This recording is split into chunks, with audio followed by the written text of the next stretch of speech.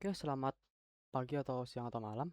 Perkenalkan, ini adalah CWText, sebuah task marketplace khusus untuk mahasiswa. Nah, di sini saya akan menjelaskan hasil platform buatan saya, Adam Sasadi Purwadi, dan partner saya, Andreas Tambun. Oke, jadi di lingkungan kampus ini ada dua masalah. Yang pertama, ada mahasiswa yang kewalahan karena beban akademik, proyek, atau kesibukan organisasi. Mereka itu butuh bantuan untuk menyelesaikan pekerjaan tertentu, misalnya desain, coding, atau penulisan yang bukan keahlian mereka. Nah, di sisi lain, ada mahasiswa yang justru punya skill dan waktu luang, misalnya bisa desain, pemrograman atau menulis, tapi dia tuh bingung gimana cara menyalurkan atau memonetisasi skill itu, khususnya di lingkungan kampus. Nah, dua kelompok ini sebenarnya saling membutuhkan, tapi belum ada wadah yang aman dan terstruktur untuk mempertemukan mereka. Biasanya cuma lewat grup chat yang tanpa jaminan dan reputasi yang jelas. Nah, CVText ini hadir untuk menjembatani keduanya. Platform ini menyediakan ekosistem peer-to-peer dari mahasiswa untuk mahasiswa, di mana mereka bisa mendelegasikan tugas sebagai klien atau mencari penghasilan sebagai freelancer. Nah, sekarang kita ke arsitekturnya. Nah, CVText ini dibangun dengan prinsip pemisahan lapisan atau separation of concern, yaitu urusan data, logika layanan, dan urusan tampilan itu dipisah dengan jelas. Ini prosesnya. Oke, saya jelaskan dari infrastructure layer. Nah, di lapis ini itu paling dasar kami memakai database-nya PostgreSQL yang di host di Supabase. Nah, jadi kami tidak perlu mengurus server database sendiri. Supabase itu sudah menangani hosting, backup, dan koneksi lewat connection poolernya. Nah, di sini itu ada entitas-entitas yang disimpan, misalnya data user, test, application, review, dan notification. Oke, sekarang masuk ke service layer-nya. Nah, di sini backend-nya itu dibangun menggunakan Node.js dan Express.js yang bertindak sebagai layanan dalam bentuk REST API. Seluruh logikanya seperti algoritma bidding, validasi akses, dan pengiriman email semuanya di sini. Nah, kenapa ini penting? Karena layanannya tuh jadi modular. API ini bisa dipakai oleh web React dan misalnya kalau membuat aplikasi mobile itu bisa digunakan tanpa mengubah kode backend sama sekali. Nah, selain REST API juga ada socket IO sebagai mesin real time-nya. Ini tuh memungkinkan komunikasi dua arah. Jadi misalnya ada pengguna baru yang melamar tugas. Nah, pembuat tugas itu akan langsung melihat update-nya tanpa perlu refresh halaman. Soket itu dikelompokkan tiap room. Nah, tiap room itu ada tugas dan pengguna supaya update-nya itu terkirim tepat ke orang yang berkepentingan. Naik ke presentation layer. Nah, di sini tuh antar mukanya tuh dibangun menggunakan React dan Vite. Front end-nya itu menggunakan server layer lewat uh, Axios ya untuk request HTTP-nya. Nah, lewat soket IO untuk klien update real time-nya. Nah, jadi rangkumannya itu penggunanya itu akan berinteraksi di browser, kemudian request masuk lewat Cloudflare Tunnel sebagai gerbang aman ke servernya, lalu diterima di Express di service layer dan diproses, terus diteruskan lewat database Prisma. Dan progress SQL-nya tuh mengembalikan data yang akan dikembalikan lagi ke pengguna. Oke, jadi untuk governance-nya, karena platform ini tuh tempat yang bertransaksi, jadi tata kelola sama keamanan tuh yang menjadi krusial lah ya. Pertanyaan itu apa namanya? Bagaimana memastikan hanya pengguna yang bisa bertransaksi itu. Nah, ini alurnya di sini. Yang pertama itu ada autentifikasi. Nah, pengguna tuh tidak bisa langsung menggunakan akun setelah daftar. Mereka tuh harus verifikasi dulu lewat email menggunakan token yang kami kirim pakai SMTP Gmail. Nanti juga bisa reset with password menggunakan token, dan password sendiri itu tidak boleh disimpan polos. Harusnya itu disimpan pakai hash, pakai Bcrypt nggak salah ya. Terus selanjutnya ada otorisasi. Nah, setelah login tuh pengguna dapat JWT. Token itu wajib disertakan ke setiap request ke endpoint yang dilindungi. Kalau nggak ada token yang valid tuh requestnya langsung ditolak. Kami juga pasang timeout 1 jam saat tidak ada aktivitas, maka kalau perangkat ditinggal tuh langsung otomatis di lockout-in. Terus buat pengamanan di level HTTP-nya ada beberapa lapis. Yang pertama ada helmet untuk mengamankan header HTTP, lalu ada course itu origin frontend yang terdaftar, yang boleh diakses, yang boleh akses API. Terus ada rate limiting untuk mencegah spam dan force. Maksimalnya tuh 10 IP setiap 15 menit. Terus IP umumnya itu dibatasi 30 request. Nah, semuanya input itu juga divalidasi lewat middleware skema sebelum diproses untuk mencegah data berbahaya atau injeksi. Oke. Oh ya, terakhir itu.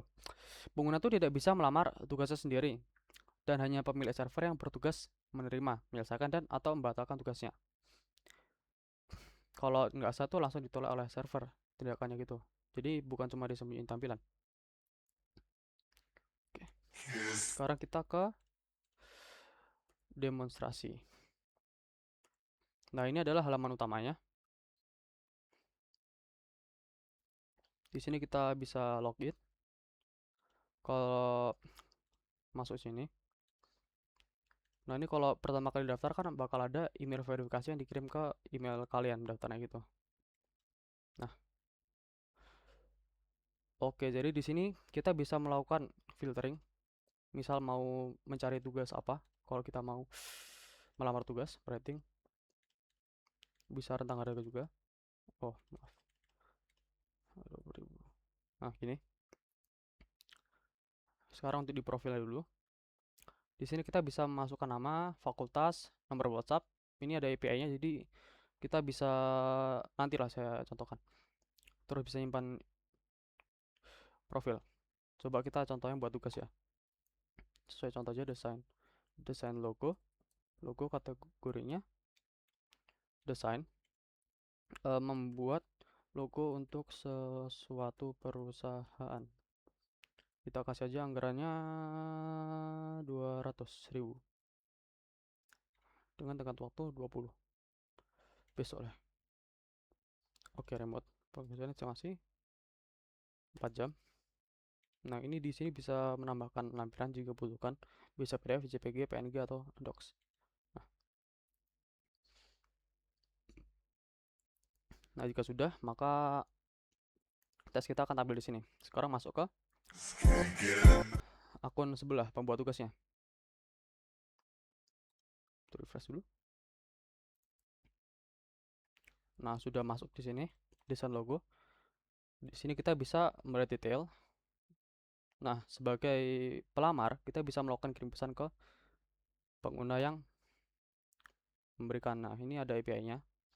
Open WhatsApp ini masuk ke WhatsApp saya. Oke. Maaf, kayak seperti tidak ditampilkan. Nah, di sini kita bisa melakukan lamar tugas.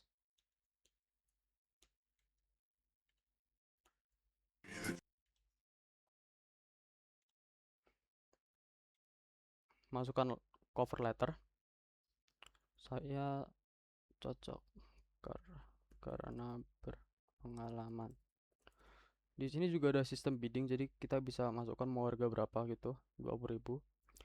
Misal mau bidding 180 atau 23. Bidding lebih tinggi lah. 210 atau 23. Nah,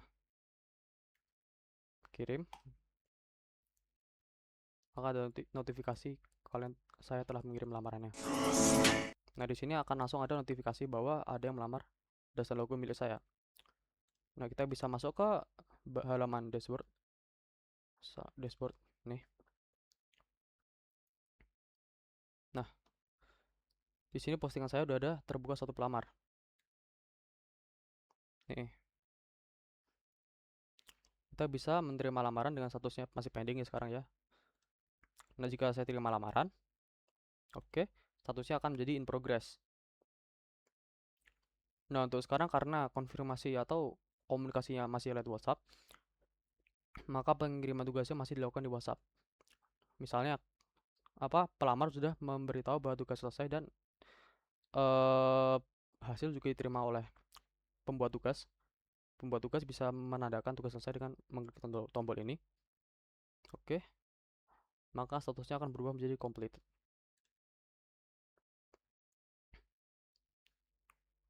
Udah. Kita bisa mengirim ulasan, misalnya rating 4, hasilnya bagus. Oke, maka akan muncul di profil pengerja tugas.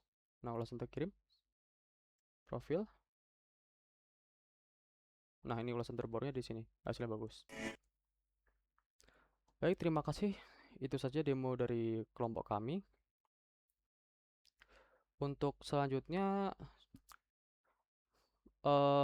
keberlanjutannya ya, untuk pengambilan revenue kita berencana untuk mengambil 7% dari penghasilan freelancernya gitu. Jadi misalnya ada 100.000, maka kita akan mengambil 7.000 dari pembayaran mereka. Oke. Terima kasih. Terima kasih telah menonton.